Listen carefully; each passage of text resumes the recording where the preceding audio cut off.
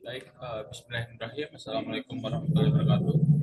Perkenalkan, saya Dava dari Prodi PJJ Manajemen Universitas Cyber Asia. Di sini saya akan mempresentasikan mengenai analisis etika bisnis dalam praktik industri, mengenai analisis moral atas pencemaran lingkungan akibat limbah kimia. Hal ini saya presentasikan untuk memenuhi mata kuliah etika bisnis dalam hal luas.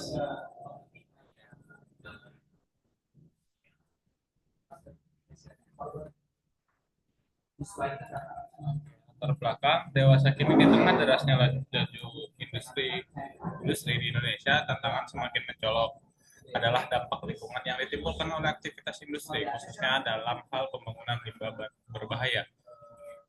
Perusahaan dalam upaya mengejar efisiensi dan keuntungan seringkali mengabaikan pekerjaan moral dan tanggung jawab sosial terhadap lingkungan. Padahal publik ini menaruh ekspektasi tinggi bahwa dunia usaha tidak sekedar mengejar profit, tapi juga berperan aktif menjaga keberlanjutan ekosistem dan masyarakat kesehatan. Prestasi ini berbanding terbalik dengan sejumlah kasus faktual yang terjadi di lapangan. Dilansir dari Kompas TV pada tanggal 26 Desember tahun 2024, telah terjadi peristiwa mencolok berupa tumpahan bahan kimia natrium hidroksida atau NaOH oleh truk tangki milik CV Yasindo Multi Pratama di Kabupaten Bandung Barat pada 24 Desember 2024. Sebanyak 20 ton cairan kimia yang bersifat korosif tumpah di sepanjang ruas jalan Purwakarta Padalarang sepanjang lebih dari 8 km. Insiden ini menyebabkan kerusakan serius terhadap lebih dari 1.260 kendaraan warga dan luka bakar ringan hingga berat pada sedikitnya 100 orang. Warga sekitar bahkan harus dievakuasi akibat resiko paparan kimia yang membahayakan pernapasan dan kulit. Tidak hanya kasus di Bandung Barat, dilansir dari goodstats.id pada tanggal 31 Desember tahun 2024 telah terjadi praktik pencemaran lingkungan akibat cairan kimia industri yang tumpah di jalanan Padalarang.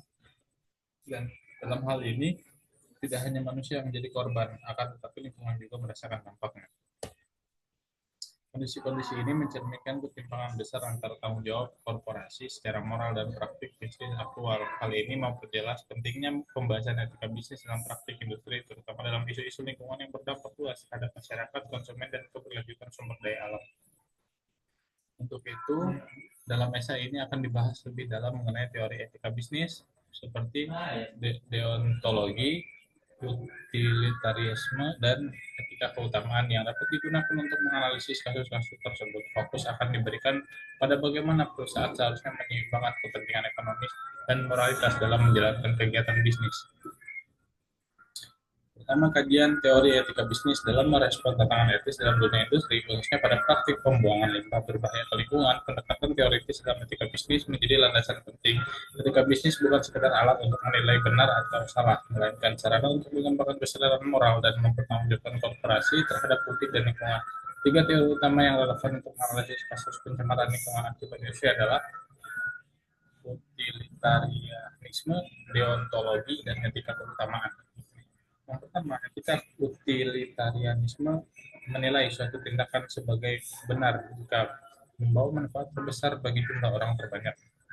Teori ini dipopulerkan oleh Jeremy Bentham dan John Stuart Mill, dan dalam konteks bisnis, utilitarianisme mendorong perusahaan untuk mengevaluasi dampak keputusan terhadap kesejahteraan umum. Pada kasus tumpahan NaOH oleh CV Yasindo Multi Pratama, logika utilitarisme akan menilai bahwa keputusan perusahaan untuk mengangkat bahan berbahaya tanpa prosedur keamanan ketat menghasilkan dampak negatif yang jauh lebih besar dibanding manfaatnya. Ratusan warga mengalami kerugian fisik dan material, ribuan kendaraan rusak, serta lingkungan tercemar. Bahkan meskipun distribusi bahan kimia tersebut diperlukan untuk proses industri. Cara dan ketidaksiapan dalam menangani insiden menunjukkan bahwa keputusan tersebut merugikan kepentingan publik secara keseluruhan. Utilitarianisme menuntut agar setiap keputusan bisnis mempertimbangkan keseimbangan antara manfaat dan risiko. Bila risiko jauh lebih besar dan luas seperti dalam kasus ini, maka tindakan tersebut bertentangan dalam prinsip utilitarian. Yang kedua, etika deontologi. Berbeda dari pendekatan hasil akhir, Deontologi menilai tindakan berdasarkan prinsip moral yang bersifat universal. Ketika ini dikembangkan oleh Immanuel Kant dan menekankan bahwa manusia tidak boleh dijadikan sebagai alat untuk mencapai tujuan ekonomi semata. Dari sudut pandang deontologi, CV Yasindo telah melanggar kewajiban moralnya untuk menjaga keselamatan masyarakat dan kelestarian lingkungan, mengangkut bahan-bahan kimia yang sangat berbahaya tanpa SOP darurat ke sistem perlindungan yang memadai merupakan pelanggaran terhadap prinsip dasar keselamatan publik. Bahkan jika tidak terjadi insiden sekalipun, tindakan tersebut tetap tidak etis karena tidak menghargai hak-hak dasar masyarakat untuk hidup di lingkungan yang aman. Deontologi juga menilai bahwa setiap perusahaan harus tunduk pada hukum dan etika yang berlaku. Jika suatu tindakan melanggar regulasi lingkungan atau protokol transportasi, bahan B3 berbahaya atau dan beracun, maka tindakan tersebut tidak dapat dibenarkan. Ketika etika keutamaan virtual etis tidak keutamaan yang berakar pada pemikiran Aristoteles berfokus pada pembentukan karakter moral yang baik, bukan hanya tindakan atau hasil. Dalam konteks bisnis, teori ini menilai apakah keputusan perusahaan mencerminkan nilai-nilai seperti kehati-hatian, tanggung jawab, dan empati. Jika sebuah perusahaan benar-benar memiliki integritas dan keutamaan, maka sejak awal mereka akan mengembangkan standar operasional tinggi dalam mengelola risiko dan keselamatan publik. Mereka tidak akan menunggu hingga terjadi insiden baru kemudian bertindak. Dengan kata lain, etika keutamaan menekankan penjagaan berbasis nilai moral yang tertanam dalam budaya organisasi.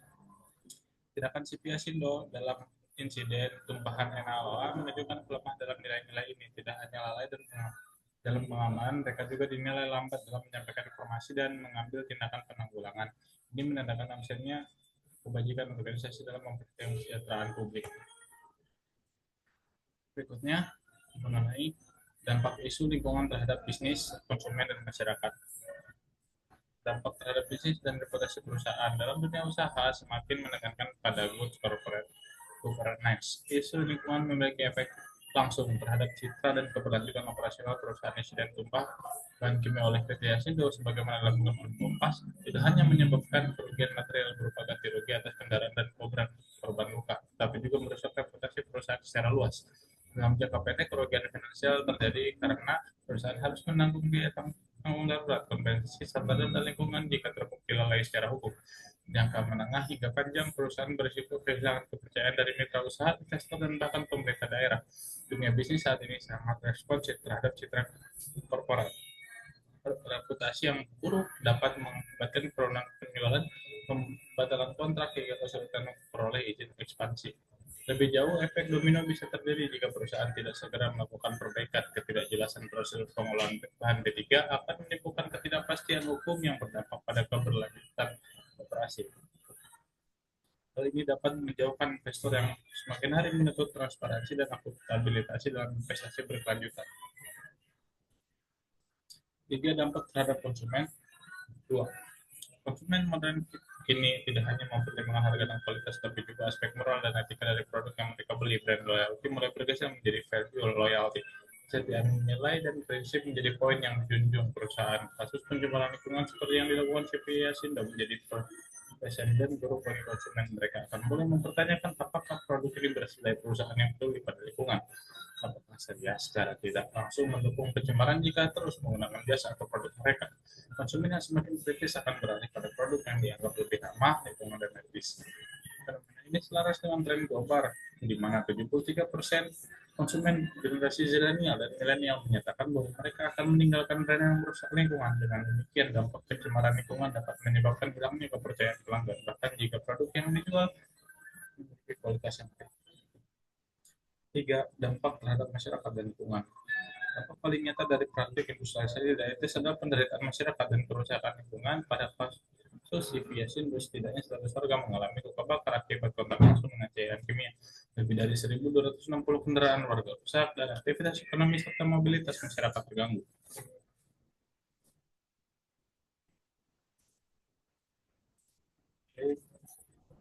Lingkungan juga terkena dampak serius. Tanah dan air yang terpapar bahan kimia seperti NaOA berpotensi kehilangan kesuburan mencemari air tanah serta membahayakan makhluk hidup yang berada di sekitarnya. Paparan jangka panjang dari limbah kimia dapat menyebabkan penurunan kualitas udara, meningkatnya risiko penyakit pernapasan hingga mengganggu ekosistem lokal.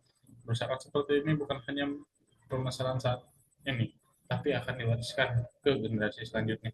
tidak segera ditangani. Selain itu muncul beban sosial dan ekonomi baru, biaya perawatan kesehatan meningkat, biaya pemulihan lingkungan membengkok, dan masyarakat kehilangan sumber penghidupan, terutama mereka yang hidup dari pertanian atau sektor informal di sekitar wilayah terdampak. Kesimpulan dan rekomendasi etis. Pencemaran lingkungan yang terjadi akibat praktik bisnis industri di Indonesia seperti kasus tumpahan natrium hidroksida oleh CV Yaksido, Yasindo Multi Pratama di Kabupaten Bandung Barat merupakan cerminan dari lemahnya penerapan etika bisnis dalam kegiatan operasional perusahaan. Kejadian tersebut telah menimbulkan dampak luas baik terhadap reputasi bisnis, kepercayaan konsumen, hingga keselamatan dan kesehatan masyarakat serta kerusakan lingkungan. Melalui pendekatan utilitarianisme, tindakan perusahaan ini terbukti merugikan banyak pihak dibanding manfaat yang ditimbulkan. Dari perspektif deontologi, perusahaan gagal memenuhi kewajiban moral dan hukum untuk melindungi masyarakat dan lingkungan. Sementara dari kacamata etika keutamaan, terlihat jelas absennya integritas dan budaya perusahaan yang berada tanggung jawab serta kehati-hatian dalam pengelolaan risiko.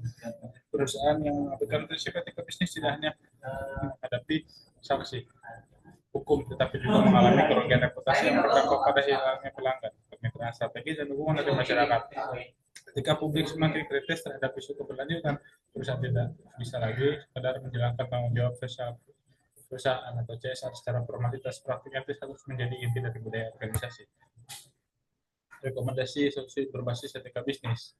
Yang pertama, integrasi etika bisnis ke dalam sistem operasional. Perusahaan perlu mengintegrasikan nilai-nilai etika ke dalam semua lini organisasi operasional, mulai dari pengambilan keputusan, manajerial, hingga implementasi SOP di lapangan. Yang kedua, transparansi dan akuntabilitas. Setiap perusahaan yang bergerak di sektor industri wajib menerapkan prinsip transparansi dalam pelaporan dan penanganan risiko lingkungan. Sistem audit independen dan pelaporan keberlanjutan wajib disusun secara periodik dan dapat diakses oleh publik. Tiga, penguatan regulasi dan penegakan hukum. Pemerintah perlu memperluas sistem pengawasan terhadap pelaku industri, terutama dalam pengangkutan pengolahan bahan berbahaya. Yang keempat, kolaborasi multi pihak dalam penanganan krisis lingkungan. Dalam penanganan dampak pencemaran diperlukan kerjasama lintas sektor antara pemerintah daerah, perusahaan, komunitas lokal, dan organisasi lingkungan. Terima kasih. Mungkin sekian yang bisa saya sampaikan. Wabillahi taufiq wal hidayah. Wassalamualaikum warahmatullahi wabarakatuh.